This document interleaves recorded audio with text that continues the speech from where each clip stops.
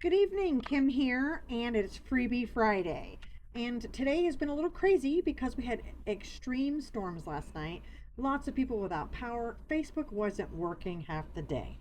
So, we're going to bust out a very, what I would consider quick and easy composite just to show you some tools inside Photoshop today. While you can also do composites inside of Voto, we're going to use Photoshop today, and I'm going to, over time here, show you a million ways to Sunday to do things. Okay, so we have our airplane here that we want to use, and we have a taco pose baby here, which is absolutely adorable. So I'm going to Control A and Control C to select all and copy this baby. And then we're going to go over to this photo and we're going to Control V. I am on a Windows PC and not a Mac, so that we can bring him on top of this picture. If you see here, he's on top, okay? So I just pushed this little cross here to move it around. Now, I don't always know all of the specific names for all of the tools. I know most of them. Now, certain educators call certain tools certain different things, and there are many ways to do things. So if I do something differently than you're used to seeing, take it as another way to do it, okay? But this baby is way too big for this airplane. So I'm gonna bring my mouse up here in the corner and we're gonna bring him down. Now really I wanna be able to see behind him and through him to see where I'm putting him. So I'm gonna come over here to my opacity and my layers menu, and I'm gonna really bring it down so I can see that airplane through here. And we're going to bring him here. And this is where it gets tricky. You gotta worry about perspective, you gotta worry about light, but some things have changed with Photoshop. And sometimes you gotta do it more than once. Now, if you notice, I chose a baby that was on similar material, okay? There's a reason for that. I need to do a quick composite today. But if you plan when you shoot, okay, you should plan for these things. It's not impossible to composite without planning for them, but it makes your life a heck of a lot easier. So this guy was shot on what I call the scruggly rug, and there's a scruggly rug here in the airplane. So we're gonna bring his opacity back down again, and we'll see how long it's quiet in my office because I do have a puppy in here with me, so we'll see how long that goes. We're gonna bring him over, we're gonna tuck his little taco feet, probably right down in there. He's got his little aviator gear on. Now, there's a lot of new tools in Photoshop that did not exist when I learned to composite. Tonight we're probably going to use a couple of those tools because I think you need to know how to do it by hand, but you can also use the AI aspects of Photoshop to help you out.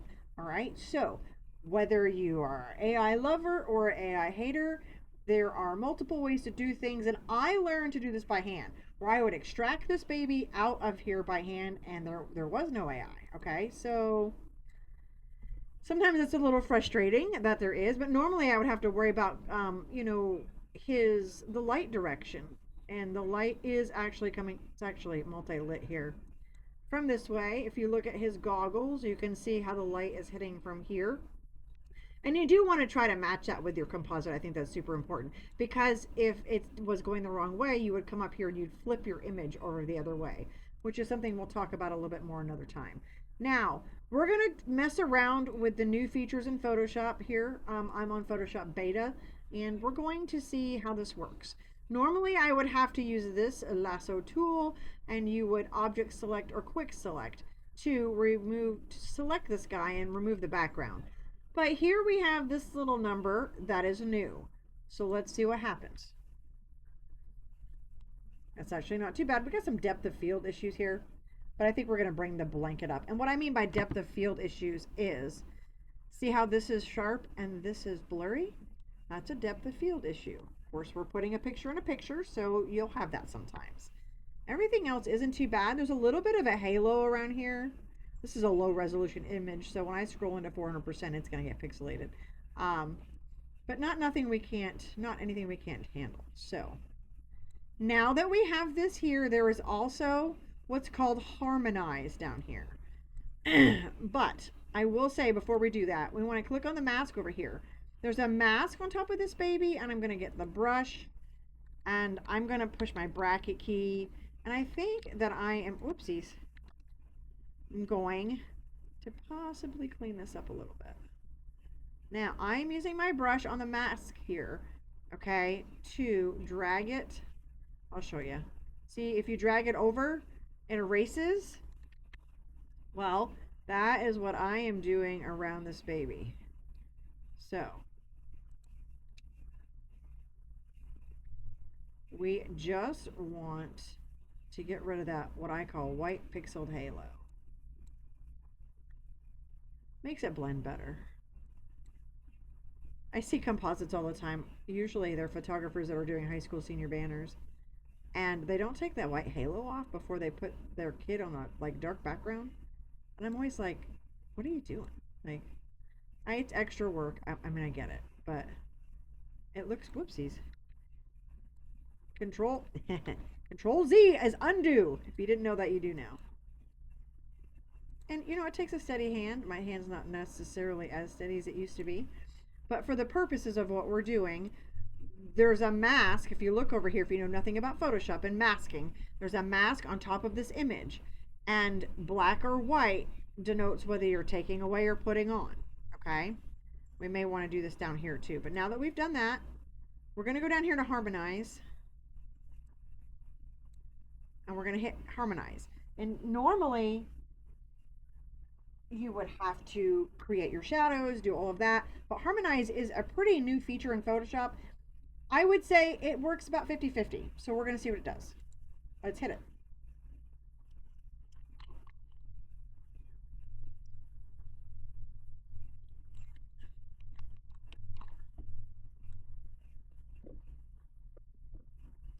While this is generating, it's actually going to give me some variations over here on the left.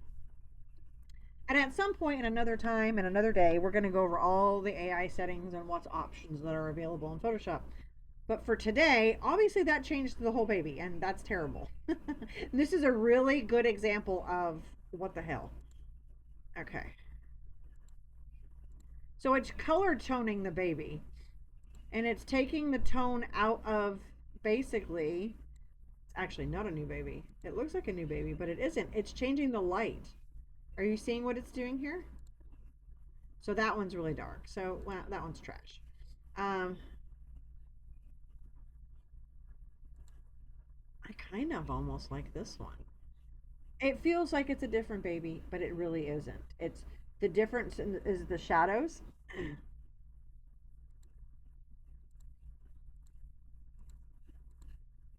don't know, his lips kind of look a little different. It created shadows here, and it put him down in that blanket.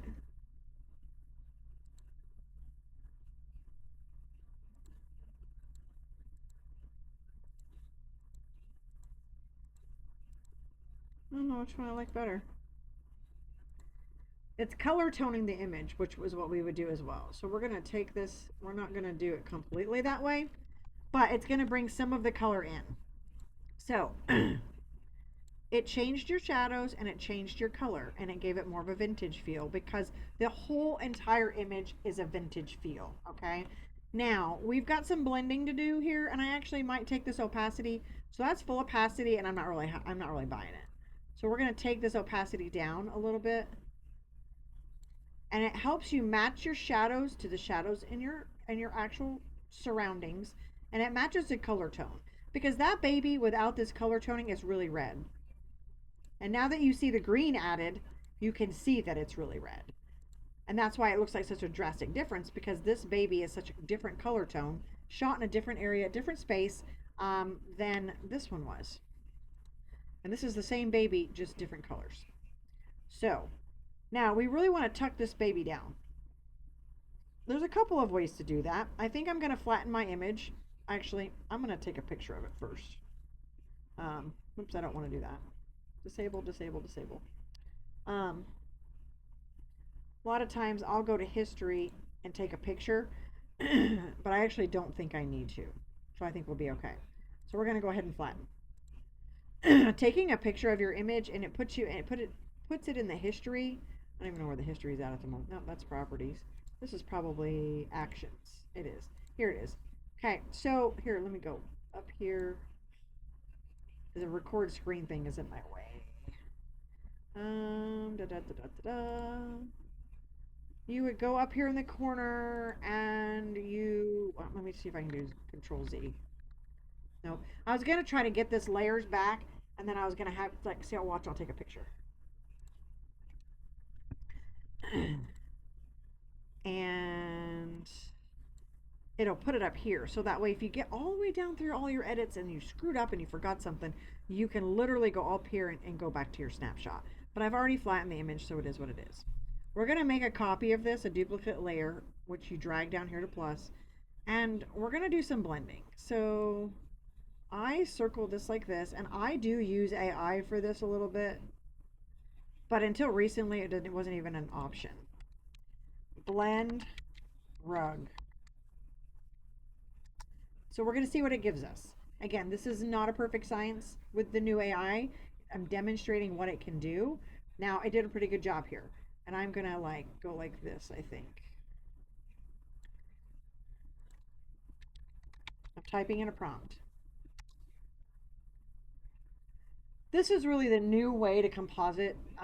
Up until 6 months ago, this is a really good example of how it doesn't work sometimes. And it's putting in some kind of weird ass rug. Let's flatten and do this. There's another way to do this, the manual way. We're going to see if this is going to work or not first. I really want his little knees, and that's what that is, that are out of focus, to be blended. That is not right. I don't know what it's doing there. See how weird it is? It just does weird stuff sometimes. Okay, so we're going to add a mask. Or go up here and put that on there. And we're going to take down the opacity of my brush. The opacity is up here. I'm going to bring this down to 27. I'm on a brush and I'm on a black color. I want to see what this is going to do. Nope, it's not going to do it. So let's go back to a couple flattens. I don't know if it'll let me.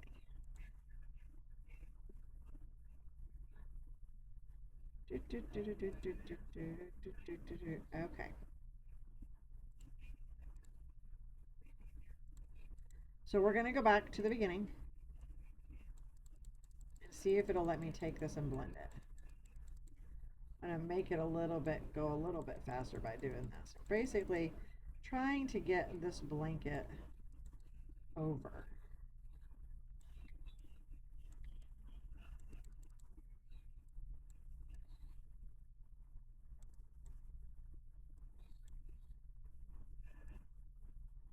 Get rid of this.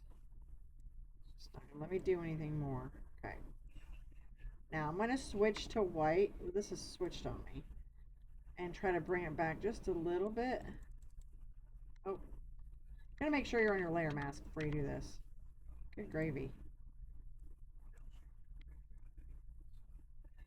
Let's bring it back just a little bit here. And then I'm going to change my color again by hitting X. We're going to bring this out.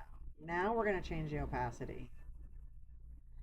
A lot of this is all kind of trial and error when you're doing it. So we're tucking his legs down in the rug. So it looks like his feet are coming out of the rug instead of his knees being out. Are you following?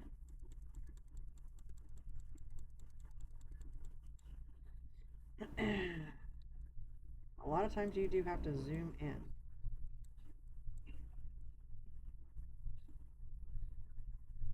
I'm using a soft brush to do this.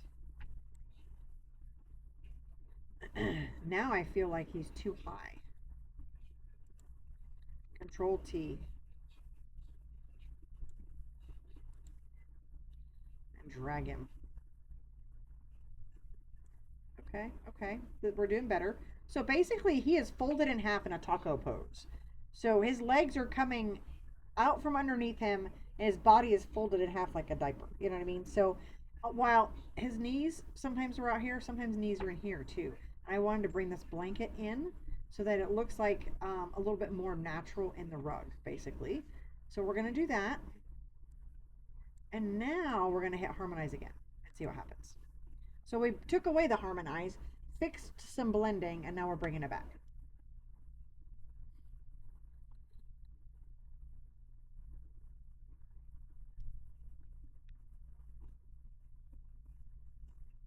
And something went wrong. Please try again. Welcome to Photoshop Hell. Okay, let's try it again.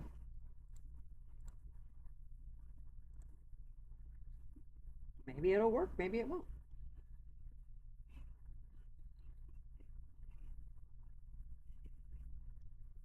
He's so cute with his little goggles on, though. I think he's adorable while we wait for this to generate. Some of the AI stuff that you use does cost credits, and some of it doesn't, and it's telling you right now that this doesn't use credits. So I don't know what it's doing to his feet.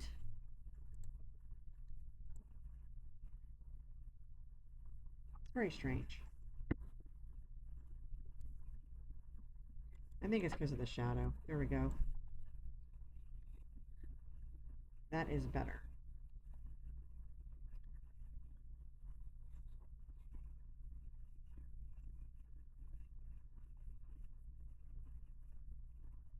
And honestly, if you didn't want his feet showing, you could remove his feet, which is also another option. I think we're going to leave the color toning like that. But let's take a picture of it. We're going to take a snapshot of it right here before we flatten it. Now, let's do that. I want to show you what that could mean. And it's hard for you to imagine this if you've never seen this done before. Sometimes the feet are tucked underneath. And if we feel like these feet look weird, let's use the remove tool to do that. So here, I'll get Control Z, undo. This little band-aid here has spot healing, remove, healing brush, patch. I use the remove tool like 900 times a day. I'm just clicking and dragging what I want to remove. Sometimes it works well, sometimes it doesn't. And there you have it, okay? I actually think we want to clean this up too right here. Let's see what it does. I don't like that. Sometimes you got to do a little at a time for it to behave.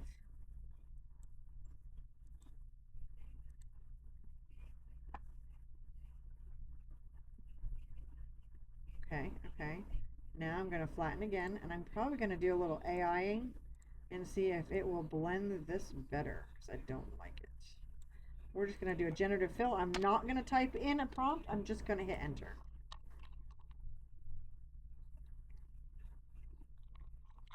Yeah, it did a rocking job. So let's click the eyeball to see. That's a great job. We're going to turn down the opacity just a little bit. Okay, we're going to keep going.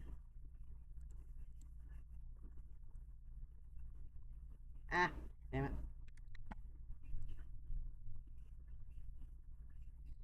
Just taking the lasso, coming in here, generative fill, hitting enter.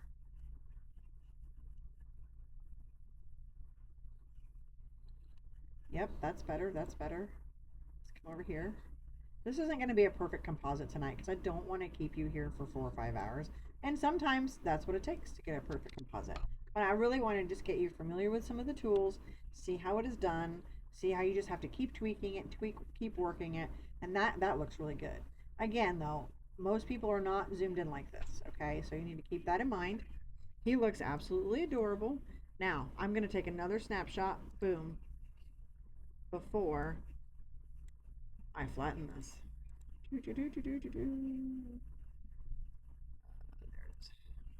Okay, now that's pretty good. I think we need to clean up this because this looks weird. I don't know what's happening up here. Choose remove. Remove is a wonderful thing. It's just like some artifacts on the canvas, I think. Okay, now